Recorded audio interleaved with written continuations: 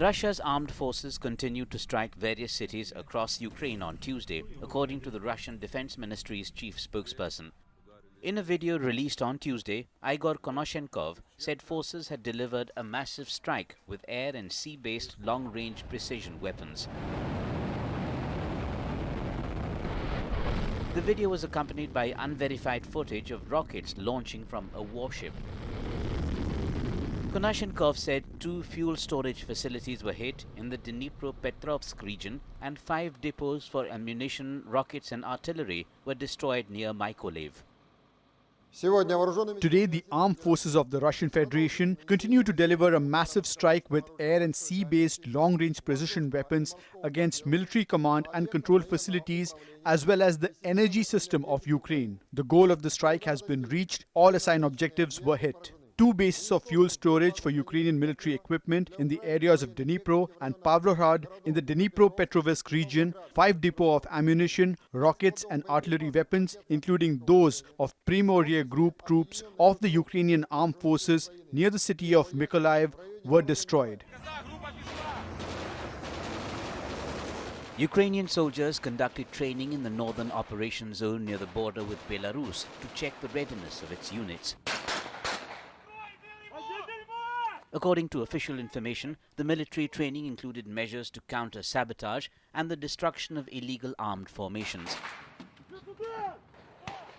This comes in the backdrop of Belarusian President Alexander Lukashenko raising claims of Ukraine plotting an attack in Belarus.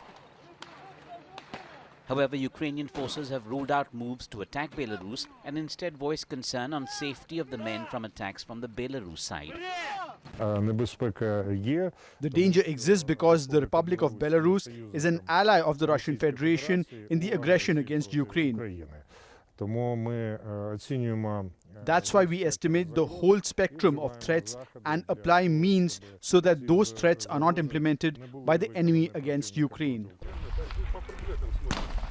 A video has emerged of Russian Defense Minister Sergei Shoigu visiting recruits called up from various Russian regions during the country's partial military mobilization. The Defense Ministry shared a video Tuesday showing Shoigu and military officials walking through a shooting range where recruits were being trained. In a statement, the ministry said Shoigu had paid special attention to the practical training of newly arrived draftees for securing the rear areas of Russia's special military operation in Ukraine.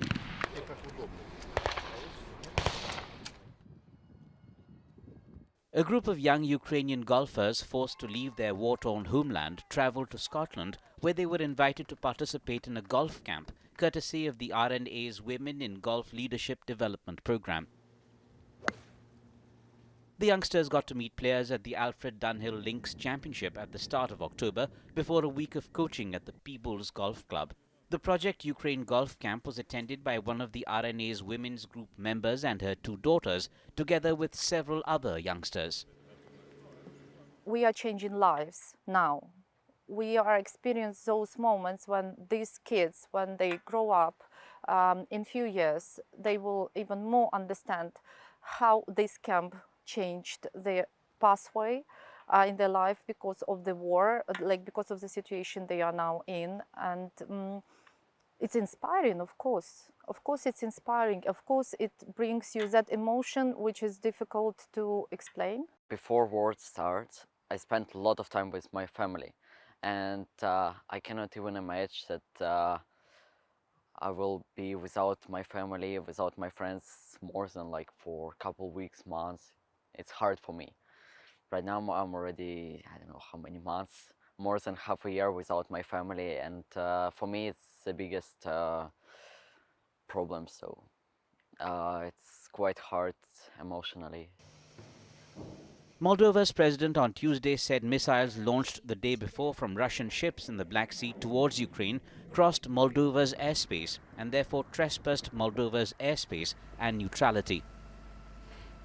Moldova's defense ministry had said the 3 missiles crossed over the northern part of the country and that they posed a danger to the infrastructure of Moldova and in particular to civil aircraft flying over the country's airspace. Moldova, a former Soviet republic which shares a border with Ukraine to the south, has been a strong supporter of Ukraine during the war. Moldovan President Maia Sandu condemned Russia's latest barrage of military strikes as another war crime in a long list of crimes committed by Russia in Ukraine. Bombardarea și uciderea oamenilor nevinovați care își vedeau de viața lor într-o dimineață de luni. Bombarding and killing of innocent people that were minding their own business on a Monday morning is yet another war crime in a long list of crimes committed by Russia in Ukraine. We firmly condemn these crimes. Some of the 84 rockets launched yesterday towards Ukraine crossed the Moldova airspace above regions on the left side of Dniester and above Floresti and Soroka unauthorized. În raioanele din stânga Nistrului și deasupra raioanelor Florești și Soroca. Este o încălcare flagrantă. This is a trespassing of our airspace and of Moldova's neutrality. Moldova is a peaceful country. We've said this many times, and each time we have proved it.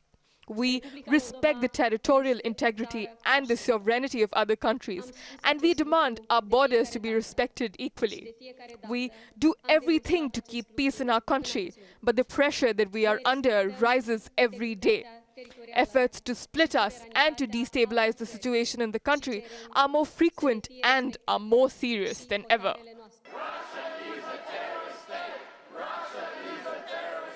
Protesters rallied in Sydney, Australia on Tuesday to condemn Russia's recent attacks on Ukraine.